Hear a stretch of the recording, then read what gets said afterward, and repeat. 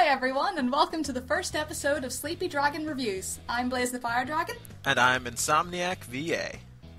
And today we are going to be reviewing Urnham 7's Always Will Be. So, how did you feel about it, just kind of overall? Overall, I thought it did trump in some areas. Like, the art is definitely its strong point. Oh, but yeah. I did feel in areas such as the plot and the dialogue and character relationships, I did think it was Urnham's weakest in that aspect. Yeah. I can see that, especially with some of the smaller characters who appear and then die. Yeah, or just have two lines and don't have any relevance to the plot at all. They're just kind of stuck in there. Right. Okay. Yeah, I rather enjoyed the series so far. That is. I mean, just the characters are fascinating to look at, for one, and yeah, they are very creative. Yeah. I'm still trying to figure out what they are. Yeah, I have no idea. I mean, the main character, Nick, I'm not sure. I think that's some sort of weird species Urnham made up that kind of looks like a mixture between Stitch from Lilo and Stitch and Toothless, but it's like tall, but they're kind of cool. Yeah. I do like them. It's weird seeing like four-armed alien thingies, and it's unique. Yeah. Like, considering that most of the animation community makes like either kitty cats or wolves and stuff. It's nice to see something new like that. Yeah, very much so. And there have been some really nice lines in there that have had me laughing out loud, and the voice acting has been really good, and I've enjoyed it overall. There's been some things lacking, but we'll get into that as we touch on each category. Yes. Yep. And to explain to everyone viewing, we use a 5-star system. We have 6 different categories, so there's a total score possibility of 30. And we go art and animation, and then we'll move into plot, voice acting, dialogue, audio quality, and finally music. Alright. So would you like to go ahead and start with your opinions on the art animation? Okie dokie. Well, since it's a comic dub, there is no animation, but it does really make up for the lack of movement with the absolutely amazing artwork, which I think is Urnham 7's trump card. She is an amazing artist. Oh, yes. And I do love the character expressions with those weird, exaggerated, like, faces and movements and everything. And just in general, like, I'm envious. Like, I'm like, how do you do that? Teach me that. It's incredible. And I do think the art does help contribute to the atmosphere and everything, and it is just overall very good. Oh, yes. Yeah, the characters, as we've already said, their design is very original, and it instantly captured my attention. Their features are very expressive, which makes for a great comic dub. The colors of the whole show are bold and vibrant, and the actual transitions or effects, like when you're fading from one panel to another, I think could be better, because as of right now, they don't really add anything to the show. Sometimes it looks like it's just like a quick slideshow with no transitions, but the environments of the show are also well detailed, and like it seems like they're rarely blurred, like to save time on drawing the actual background to save time. Guilty. I'm a guy who really appreciates an artist who takes time to make his or her backgrounds actually interesting to look at. So collectively, Blaze and I gave art and animation a 4-star rating. Yes. And next we'll move into plot. For plot, I do think that plot was the weakest element of the whole thing. I mean, because the prologue like set us up with this real sort of thriller type thing, where it had like the murder of Ethan and then Nick died, which, spoiler alert, and And then we randomly cut to Nick's backstory, which is this huge, big sort of planet full of these weird sort of cute alien thingies that are all, yeah, and it's there's some sort of big political issue going on, like they're all really mean to one another, and it's sort of like, not quite survival of the fittest, but survival of the meanest, it seems to be. Yeah. And there's this line that Nick says before he gets killed, and I think it's meant to be the main line in the whole story. It's a Blickum always will be a Blickum. And so I thought this was like the whole, like from the setup of it, like from like the murder of this guy who I thought he was going to be like part of this whole big sort of political thing, and I thought it was going to go all George Orwell on us. And yeah, from the setup. And I was expecting something really big, like maybe like since Nick flies away and then he joins this whole big thing, and I seriously thought they were going to do something like taking down the Blickum government or something like that. I thought something like that was going to happen. Like Nick meets all these people and are like, hey, my planet's full of really nasty people. Let's go. Yeah. And Right. I thought Ethan was one of them. Like he was like working with the nasty Blickums. And then Yeah. no, it just sort of turns into this sort of little domestic conflict, and then yeah, and I didn't really see what was the point of all that original hype about, yeah. Yeah, yeah. And it just didn't make sense, really. Yeah.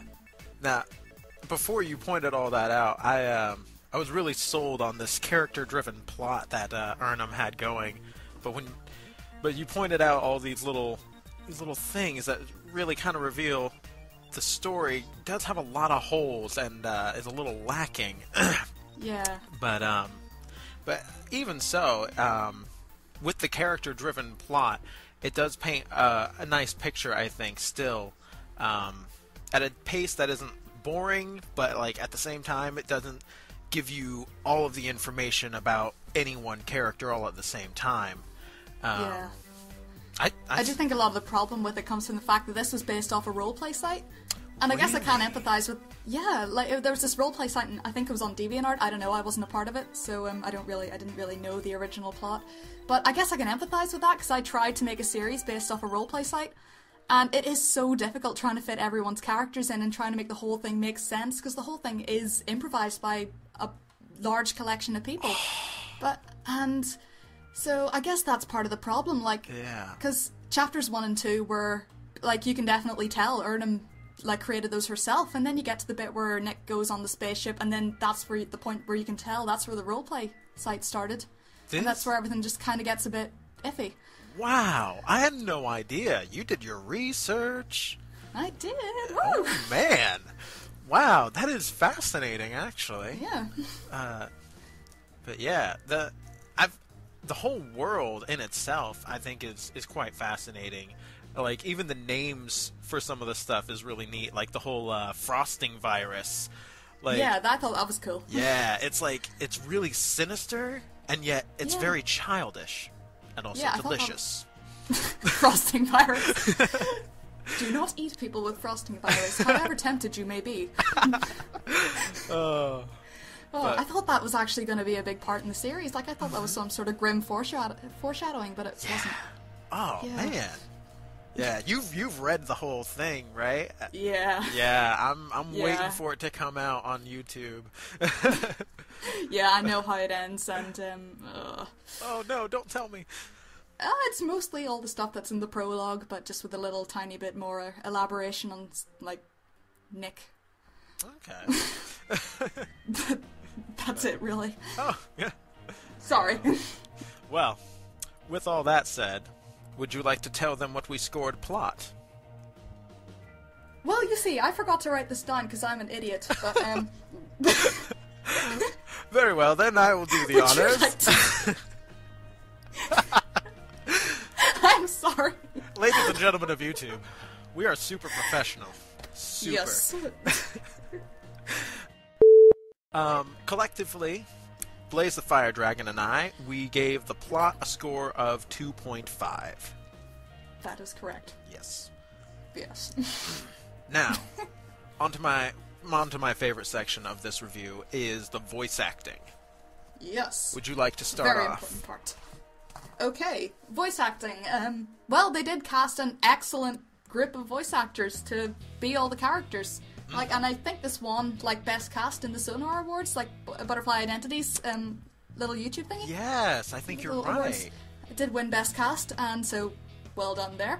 It's not only award-winning that, cast. I think their leading male also won, like the best actor. Yeah.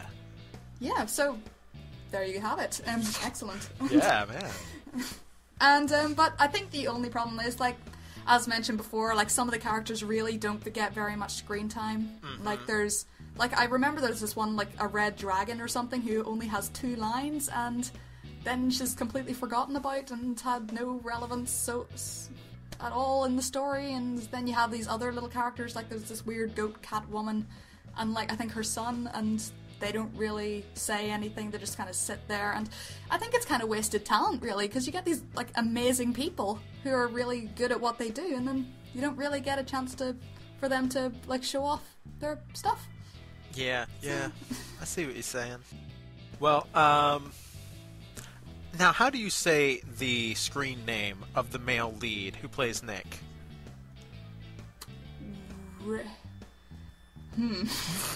It looks like Rabe Descotes. I don't know. This is why I always say them in my head. And in my head, they sound like normal. Like it's just... Then that's correct. And... Rabe Des... Well... Not sure. Well, Nick's voice actor, we apologize for butchering your name, but you were really good. Yes, well done. Yes, especially that opening scene where he's given like his big monologue. It had really good emotion and great diction, and it was all around very nice to listen to. Yeah, and like whenever I was reading the comic, that is like pretty much exactly the kind of voice I thought was what Nick's voice was going to be, and then so well done. That's awesome. Really good casting. Just going to touch on a couple things real fast. The second scene, I think, is where the audio gets kind of wacky, but as I understand it, that's due to an error caused by YouTube. However, it does diminish the voice acting significantly. But errors aside, there are a few points in that first episode where I personally felt like the emotions were a little underplayed. But... Yeah. Especially, like, in terms of, like, them matching up with the visuals, like, because, like, as mentioned before, like, she does really exaggerated facial expressions, and, like, they've got their tongues hanging out and everything, they're like, meh. And then you have, like, these really sort of restrained voices for them, and I don't know, like, maybe the lines don't really match up with the visuals, and you sort of need to balance that out a little bit. I think that might be a contributing factor. Sometimes you really just gotta animate that up and just boom, you know? Just get weird with it. But best acting advice I've ever been given: if you don't feel like an idiot, you're not doing it right. Best advice I've ever been given. That is awesome. I think there's a really nice variety of accents and different dialects, and I think the fact that everyone is some kind of weird creature kind of helps them fit in with each other, despite the different types of speech that they all have. Yeah. And just want to give a little shout out because these people just made me happy when I watched it. Casserole Chan as Pandora was simply splendid. Yeah, she's awesome. Oh my goodness. I'd never even heard of her before this, but oh my gosh. When she, like, confronts Nick, like, in that first bit where she's an adult, oh my goodness, like... Yeah, I did love that bit. You're just like, oh my god! Yeah, like... I love you! Oh my goodness, like... The closest thing I can think to compare it to is like a bubbling volcano. You can almost feel that hatred just rising to the surface, about to blow. That is excellent. And Fizzy Pumpkin. Oh, I love her. She's like one of my oldest friends. I love her so much. Oh, that's so cool. Again, like, I think I must be out of touch with the VA community because I've never heard of Fizzy Pumpkin. But well, I guess she's primarily an animator, but yeah, she's wanting to do more voice acting, but I think that's so awesome how she got cast in that. Yeah. Like, well done, Fizzy. For goodness sake, why weren't you made an engineer or something? Oh my goodness. Oh, girl, woo! Yeah, Fizzy gets not all my of the favorite. cookies because Fizzy as the medic was probably one of my favorite things about the first episode. I love that accent and that voice and those inflections. Oh my goodness. Yeah. And Oh, she's so cool. whoever played Baby Pandora, I'm sorry, I can't remember your Oh, screen yes. name. It was so adorable. I can't remember, but that was so cute. Oh my goodness. I'm just like Oh. total squee the whole time. We're just fangirling here. Oh, and I don't think they could have cast anyone better to play Ethan than this is Corwin. Oh yeah, that was really good. That was a really nice match there. Yeah, that's just, like the perfect sort of douchebaggy voice, but still really cool at the same time. So now we know how you feel about This Is Corwin. No, I don't hate you. This is Corwin. You're awesome. That's a compliment. Oh, well. So, Yes. at any rate, we have ranked the voice acting in Always Will Be 4 out of 5. Yes. And now we're going to move on to dialogue. Would you like to start, or would you like me? I'll start again. All Ladies right. first. Dialogue, like the plot, I think was another weak aspect of it because as mentioned before, like you have these amazing cannot speak. You get these amazing visuals with these awesome like poses and everything, and then you get this sort of restrained dialogue, and the speech is mostly made up of Nick's internal monologue, and so you only really know sort of stuff about him. Like you don't really know any of the other characters very well, and everything's from his point of view. And then since he's really sort of kind of narrow-minded, like and stuff, and then he's seeing. I don't even know what I'm doing anymore. Jesus Christ, what's happening? So yeah, most of the stuff is from Nick's point of view, we see, but then there's these huge time jumps that happen, and they don't allow us to actually see the character develop. It's just kind of like seeing just stages. Like, we don't see the transition between stages that is so important when it actually comes to character development. Where so it just kind of gets a bit fast. I think the whole thing was a bit too fast, and especially when it came to like Nick trying to bond with these characters. Like, I mean, there's Joker, who just had that one line at the start, and then suddenly he's like Nick's best friend. Yeah. Somehow we never actually see that happen. He just kind of states, "Nick, I am your best friend." He's like, really? Somewhere between Did Pandora we miss something? It was somewhere between Pandora being a baby and suddenly being a rebellious teenager. It was in that timeline, I Yeah. think. Somewhere, and yeah, somehow that happened. And like Lime as well, like Nick and Lime meet in basically like the most cliched way you can imagine. They bump into each other and it's like, hey, watch out, I love you.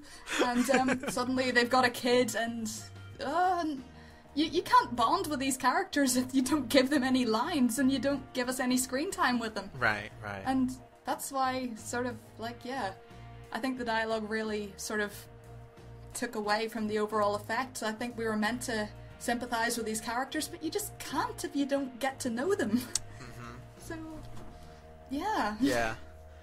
Really fell flat in that aspect. Yeah. Yeah, and this was another part where you and I had different opinions, but when we put them together, we kind of saw like all the pros and cons of this. Yeah. Like, my initial thoughts were on the dialogues and monologues throughout the series. I found them very enjoyable. Like, they have a really nice blend of humor and drama, which voice actors and normal viewers alike always enjoy. Joker's first line in Chapter 3 was really wonderful. It's delivered expertly and I think was written with equal skill. Well, hello there, everybody. Does anyone know where the captains meet? Oh, hey, down here. Actually, I'm a... Ugh, there's too many people. I'll never get to meet anyone from my own rank properly. Actually, I'm a captain, but okay. And like pretty much everything that followed, I was just like laughing out loud. Just I don't even know who it was who said it. I think it was just some background guy who's like, this is ugly. Too many squares. It's huge. Plenty of space here to live in. This is ugly. Too many squares.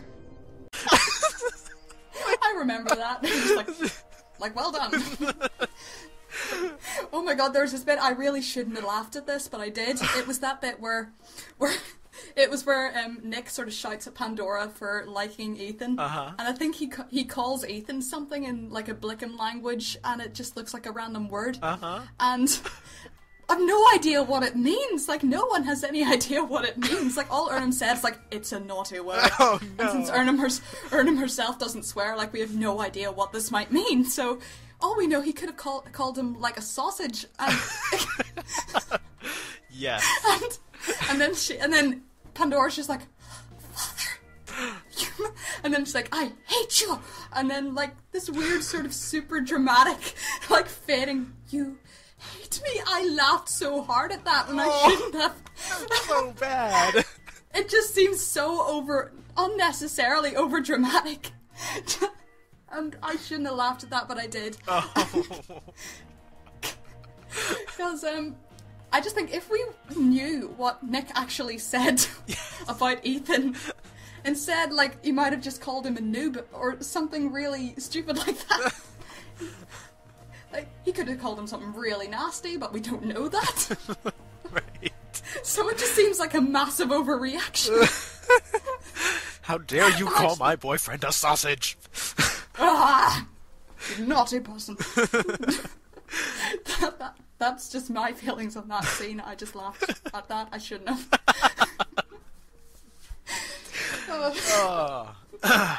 So, Yes. together, we have scored the dialogue 2.3 out of 5. Are you still laughing at the sausage line? Yes. I was just thinking, what's a very sort of mundane object that could be in some way offensive? Sausage, what the hell? This is what you'll get if you only have 3 hours sleep. I am right there with you. Oh, goodness. Okay, so that brings us to audio quality. Okay. Do you want to go first on this one? Sure, I'll go first. Okay. Putting aside the first episode and focusing on the fixed episodes, the quality of the audio is quite impressive. I mean, the sound effects are great, and they don't sound like they were ripped from a generic anime or old cartoon, which is... Yeah, I want to know where she find those. I know. Very good. They're... I need them. Let's I need steal them them. for my audio play. Exactly. And, but even in the fixed episodes, there are still some audio troubles, mostly with microphones, which is common. However... Like, not many people can afford the really nice, fancy ones, and that's understandable. Oh, yeah, absolutely. But, it's something that we shouldn't overlook. Mm-hmm. But, yeah, to you. Yeah. Well, since I read on, I'm not sure about the first episode, but in the second episode, like Ernham Seven was saying, that all the audio was mixed by Subsonic Fire, and Bob, who is the multi-talented wonderbox that he is, and he's awesome. I love you. And and so he did an excellent job at that, like, because I just love like how the music fits the tone of the scene and like everything. Like, tell me where you find those sound effects. Jesus Christ, I want them. And I'm jealous here. And just overall very, very good. Yes. Apart from the occasional glitches and microphones and stuff, Right. Which is just stuff. Yeah. So, we have given this a 4 stars out of 5, and that brings us to our final category of music. Music. Yes. Yes, music. Wonderful stuff. So, there's nothing really I remember so much about the choice of music in the first episode. Like, because maybe I haven't watched that in a while, but as far as I can remember, it was all nice. It just sort of, it all like matched the tone of the scene and stuff, but nothing that really stood out so much as like an innovative use of a track or something. Right. It was just all like just the general really nice choices, and there was nothing horrible. It was all really nice. It was good. Yeah. Like, I think the only choice of music that really stands out to me is the one where Nick's talking to Joker in episode 2. That lovely little piano track. That was so gorgeous, and I loved that. Loved the use of that music there. It was that's the bit that stands out for me, and I love it when I actually hear music that stands out and seems so like it really, really helps the scene. Yeah. Like the effect of the atmosphere, and that's what music should do. And it was just an excellent choice. I applaud you all for that. Yeah. And excellent. Just that's just my little opinion on that one scene. I really loved it. That choice of music there. Yeah, I felt like the second episode had better music choices than the first. But overall, the music wasn't overbearing, and it set the tone very nicely, as any music in a series should. I think the credits theme in Chapter 3 was a great touch that was missing from the first episode. But yeah, like I said, I personally felt like Chapters 1 and 2 could have used more music to kind of help set the mood in different scenes, or perhaps slightly different music, just for like sort of like intensity. Yeah. But yeah, overall, I thought it was very nice choices. So, Yes. we've ranked music 3.5 out of 5 stars, giving us a final score of 20.3 out of 30. So, in summation, Always Will Be is a very nice series with some splendid voice actors, some really nice Visuals. oh yes, very nice visuals. Definitely. And It just could have been done better. yeah. Could have been done better. Just a bit. Just a little bit. 20.3 out of 30 is still a very good score, you know. Yeah. So, anyone watching, you should go to Ernum7's channel and go check out yourself some Always Will Be. Because it is definitely worth checking out. Oh, absolutely. I have been Insomniac VA, And I have been Blaze the Fire Dragon. and this has been Sleepy Dragon Reviews. Thanks for watching. Yeah!